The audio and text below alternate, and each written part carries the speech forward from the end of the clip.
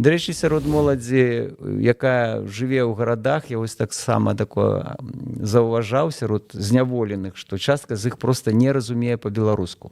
Это городские хлопцы, які нормально до себе ставятся, які підтримують, в принципі, ну, які демократичні зміни, там, рухи, вони не люблять Лукашенко, ну, не розуміють по-білоруську. І там приходилося мені, наприклад, починати говорити на тросянці, причому на такої моцної войська, як потиху почати привчати до білоруської мови. М'яка сила.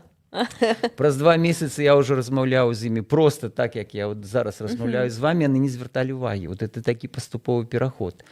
І я так само згодний, що тут я навіть не сказав би, що це сила, а просто м'яке нейке переконання і показання свого прикладу, воно вельми моцно впливало. Люди, які там шипели спочатку на білоруську мову, проходив час, там місяць, півгоди, і я від їх уже чув компліменти, скажімо, як мінімум.